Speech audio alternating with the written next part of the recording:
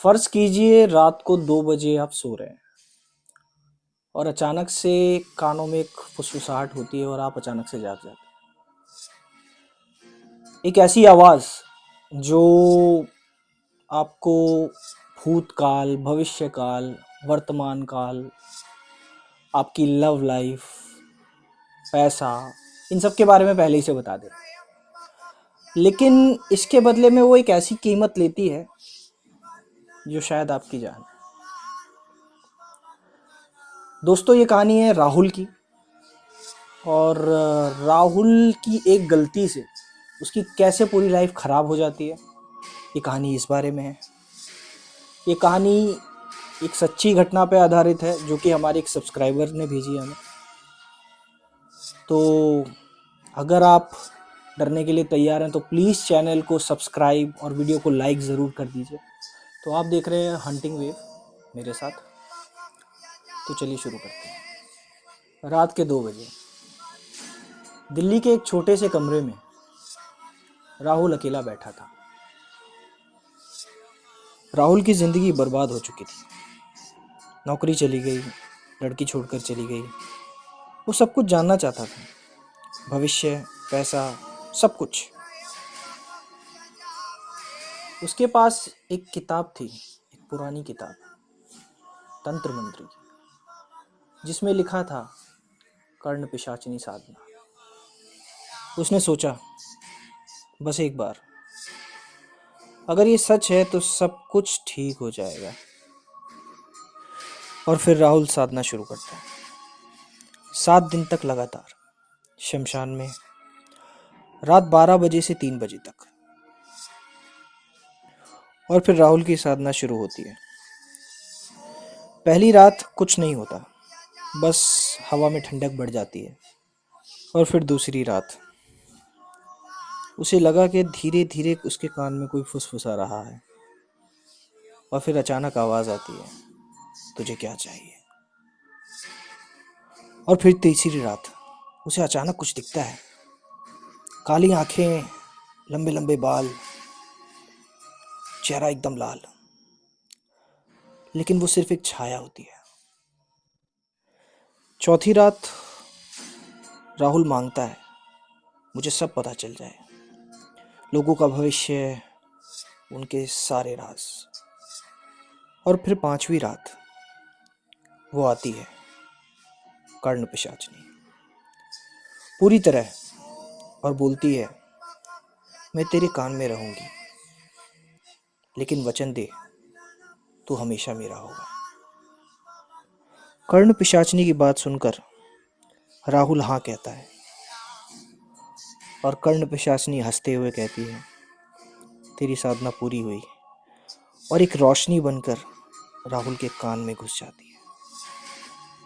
और फिर अगले दिन राहुल जब सुबह सोकर उठता है तो उसे सब कुछ पहले से ही पता चलने लगता है, जैसे उसके साथ आज क्या होगा, उसके दोस्त के राज और बॉस की साजिश।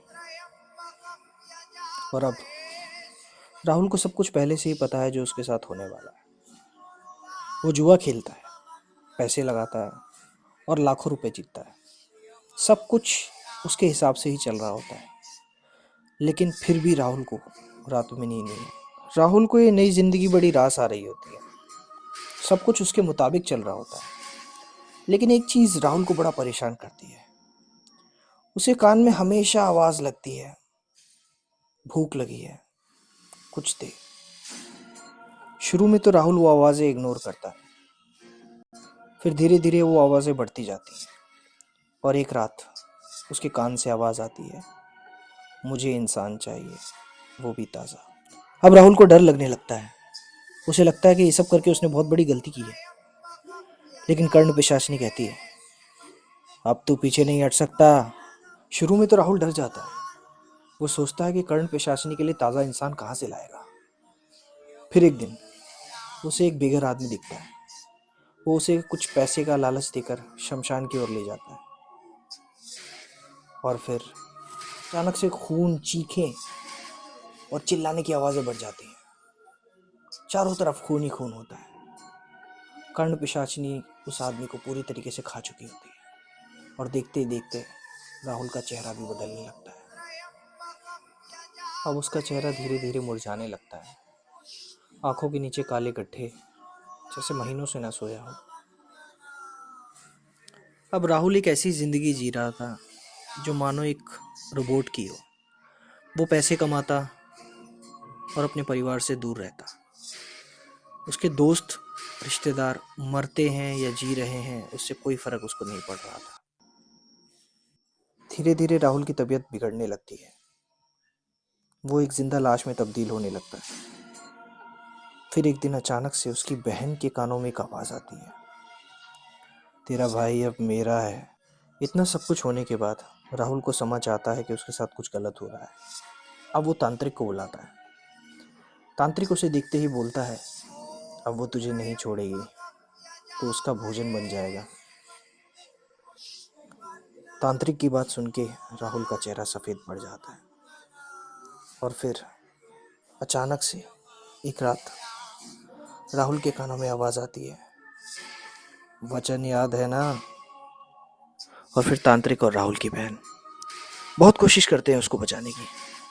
वो हर मुमकिन कोशिश जिससे राहुल बच सके, लेकिन उनकी सारी कोशिशें नाकाम हो जाती हैं। कर्ण पिशाचनी राहुल का सफाया कर देती है। सुबह कमरा खुलता है। कमरा एकदम खाली, चारों तरफ खून के धब्बे, हाथों के निशान, मानो दीवारों को किसी ने अपने नाखूनों से खरोंचा हो। और एक फुसफुसाहट।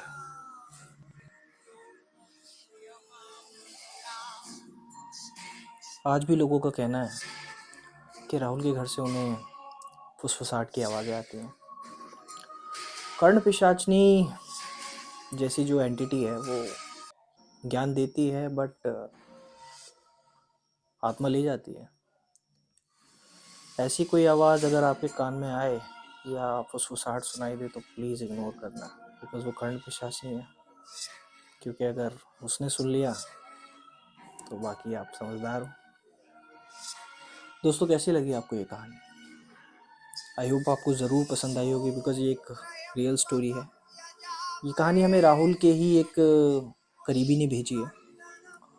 और अगर आपको वीडियो पसंद आई तो प्लीज़ चैनल को सब्सक्राइब कीजिए, बिकॉज़ आपका एक सब्सक्राइब हमें बहुत मोटिवेट करता है।